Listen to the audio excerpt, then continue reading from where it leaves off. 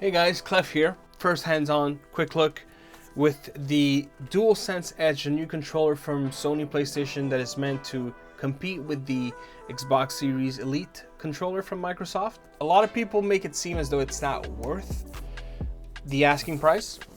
The one reason why this is not going to be a review is essentially because I reached out to Extreme Rate, who does a grip that you can install on the back of the already existing PlayStation 5 controller, and on that controller you can add 4 buttons, paddles essentially, similar to what you find on mini PCs that we talk about on this channel. Of course it has other things, to make it elite or edge, give you the edge. I think one of the main features is the extra buttons.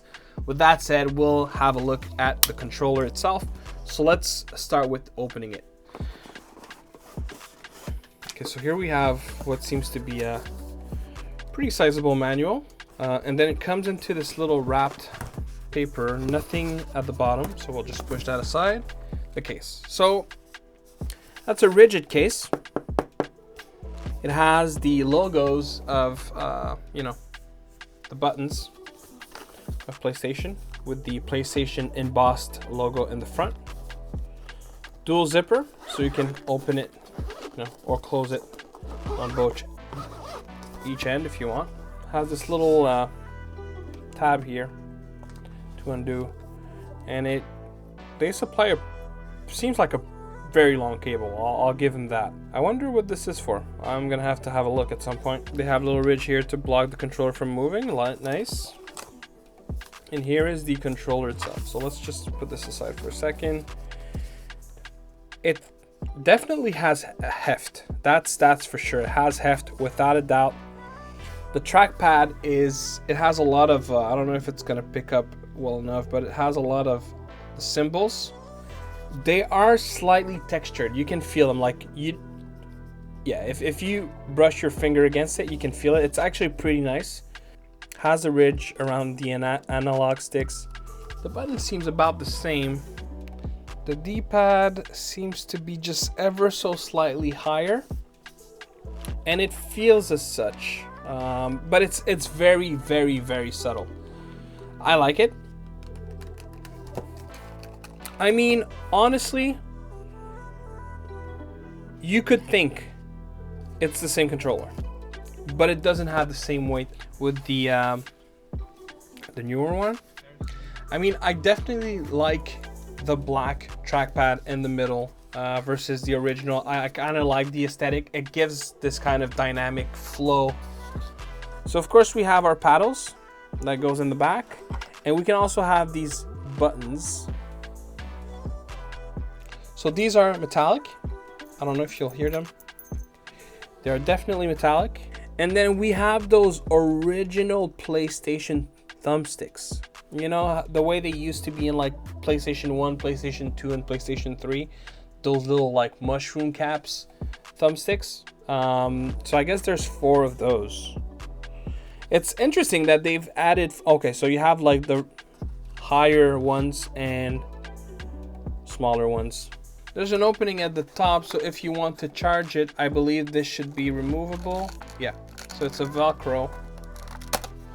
So you could charge your controller while it's in the bag.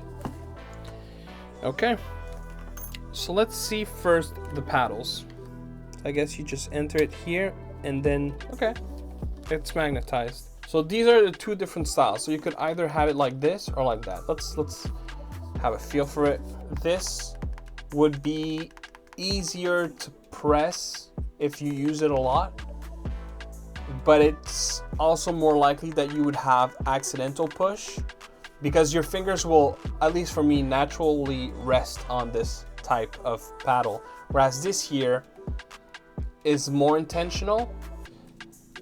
It's gonna sound funny. It's definitely, this one has to be a more intentional push. So this one right there is definitely a more intentional push. If I am like in a stressed environment and just concentrated, I could see myself gripping the controller, and if I do that, this will end up being an accidental push, whereas this, I could just remove my finger off of it, if that makes sense. I think I prefer this one actually. than this one. I have to say, I did not expect that. I think I prefer this one. So let's put both the same. Now, the magnet is good quality. It's definitely not dropping anytime soon. Like, there's just no way that this would ever drop. It's almost hard to remove, to be honest. I like this. I really like the way they sound. As far as the sticks goes, I definitely prefer the ones that comes with the controller. And by the way, the one in the original controller, they're not coming off.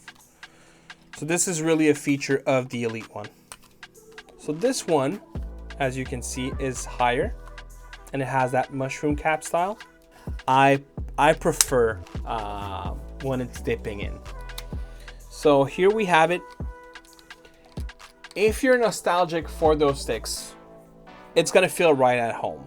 Now, the one thing I wonder, if you've owned PlayStation 1, PlayStation 2, and PlayStation 3 controllers, these things would get so freaking soft over time. Like, that little texture that you have there, it would eventually go away, and it would make the controller become the sticks become very smooth. The feel right now is awesome. Like, there's no way you would not have an immediate grip, even if you're the kind of person to have moist hands. I don't see any situation where you wouldn't be able to get a grip. It's actually, they feel very good. My one question is, are they gonna stay this good? I don't think so. Personally, I prefer these. So these are coming off. This is too high for me. This is way too high.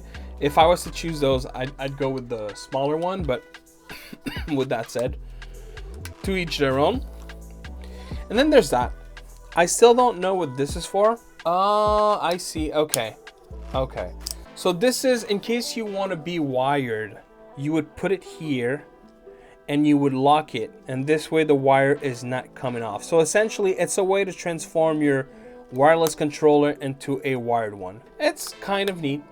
I mean, I don't think that I would ever use this feature, but it's kind of neat if you want to have wired, if it's important to you. And technically, you know, you have less risks of latency or so. Just like the Elite controllers, you have little buttons that lets you adjust the sensitivity of the stick, where the travel on the sticks is pretty much identical. Now, if I lower this, the sticks only needs to travel half distance to actuate to its full capacity. And if I go down, it's nearly immediate. I kind of like the full travel, and I'm especially curious to see how that's going to affect the adaptive trigger. So then that means the release in the back is what you use to remove the sticks. So the release here opens up this little door, and this can be removed, so expect faceplates. For sure I would expect that Sony will sell faceplates down the road. And from there we can remove the sticks. So there's this little handle. I'm guessing if I lift it, it's gonna unlock it. Yeah, okay. Maybe down the road, someone can manufacture an Hall sensor version of this, or maybe Sony would themselves, but somehow I doubt it. But there you have it. And then we lock it back. Voila. Now that it clicked, it's not coming off anymore, so I would have to release it again. There seems to be a reset button in the back, and I'm guessing a microphone. There's definitely one at the front. Everything so far is an upgrade from the original controller, which is to be expected, seeing as it is like 3 times the price, if not 4. However, I'm not yet convinced that it is justified in terms of prices. And one of the things that I'd want to see is some features improved. Oh, there's something I just noticed. Let me show you guys.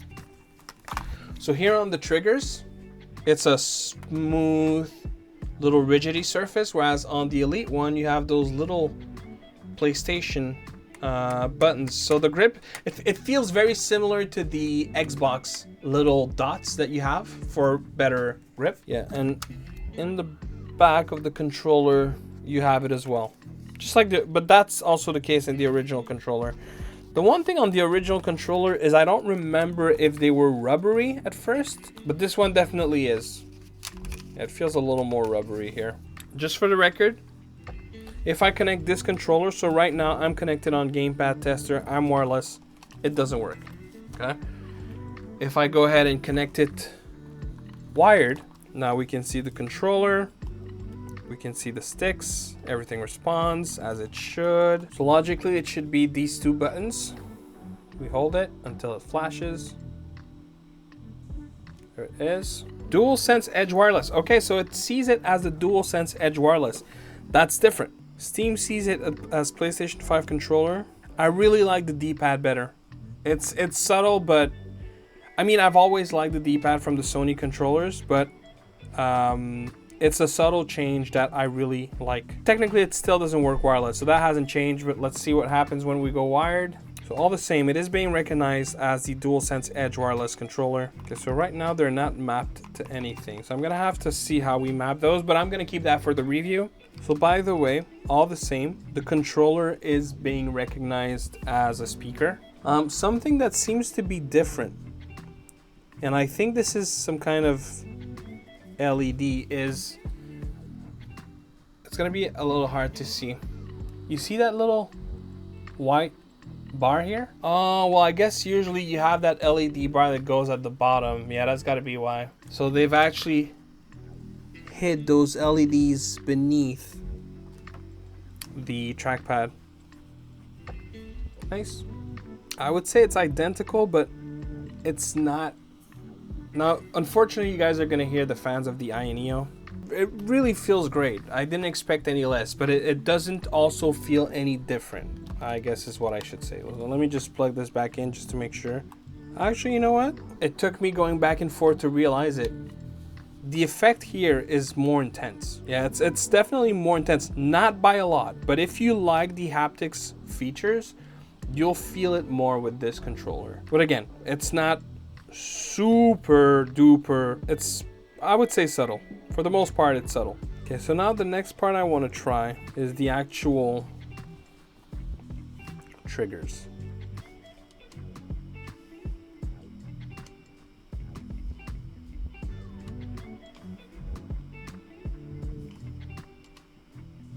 Okay. I mean, I for that I don't see any difference. I really don't see any difference. They both have the adaptive feature. So let's go back to the Edge one, and let's see what happens if we lower the degree. Okay, so essentially, the second you change the resistance, the feature is just shut off. Yeah, there's just no adaptive trigger effect on this until I put this back to its original settings. From a quick hands-on, it's a lovely controller. I don't see anything wrong with it. There's a very slight improvement on the D-pad because it's raised higher, which personally I find it better. I find it's responsive in terms of going exactly for the key that you want, but the D-pad was always good. So it's not like it's, you know, we're not going from something terrible to something great. We're going from something great to something ever so slightly greater. I like that they've added texture on the triggers, on the trackpad. That is something I like, although the trackpad did have a little bit of a kind of a very, very small grittiness on the original one. I actually like this better. I feel like this gives you that tactile feedback that it would make it easier to navigate, but it's not like it's being used all that much in games, so it's really not a big deal. It's better, but it's better for no reason. You know, to me, it's better just because it is the elite most controller that Sony offers. They have to make sure that every corner is covered, but I'll be honest, ultimately it's not going to bring you any advantage. I like that the LEDs are hidden beneath the trackpad. The face buttons, X, square, triangle, and circle, honestly, they're identical. I see no difference in feel, no difference in height. They're just identical, nothing wrong. Nothing greater here, so expect the exact same. The fact that you can change the sticks, that's nice. I mean, if you're a COD player, I can understand the feature. I don't play FPS on consoles, so for me it's not a feature I'm gonna use all that much. I like that the vibration is slightly better. I don't know if it has to do with the rubberized feeling, but I feel it more. It might not be that the motors are any different. It might be that the materials being used conveys the feeling a little bit more. I think it would make more sense if that's what causes the vibration to come through a little better. But overall, I like the way it looks. I actually find it looks better than the original. Not that the original looked bad. I actually like the aesthetic. I definitely like this one better. I think it's a more refined balance between the white and black. And you know, there's a feature that I'm keeping for the full review, which are going to be the extra buttons. I like the placements. I like these paddles. I like the sound they make. It's expensive. Look, it's expensive. I'll have my final answer for you and the review, but for the time being, I would say if you're on the fence about getting this controller, don't get it for now. I don't know that it is justified at the price that it is and the upgrades that it brings. Not that it doesn't bring anything again, but I don't see why I would pay 3 to 4 times the price for this controller over the original one. The original one is so good already. So wait for the full review when we'll go a little more in depth. And until then, thank you very much for watching. And also, actually, I'm so sorry. If you're still there watching, thank you, first and foremost. There has been a few days that I didn't post a video. And there's a reason for that. I'm actually working on a whole rebranding of the channel. It's been about 2 weeks, and I'll probably have a video at some point highlighting that and going a little more in depth as to what happened and why this is happening and what's the idea behind it. But I'm super excited. I'm so freaking excited for what's to come, and I can't wait to share with everyone the changes that I'm bringing to the channel. As far as content goes, nothing is going to change. It's really just the branding. It's the front-facing aspect of this channel, and this is also what will officially start the giveaway for the GPD Win 4. So that should happen if everything goes according to plan. I don't want to overshoot the deadlines and you know, disappoint, but I would say that in the next 2 weeks I should have a site up. I should have the giveaway officially started and a video explaining everything out on my channel. So guys, as always, thank you very much for watching, and I'll see you on the next one. Peace.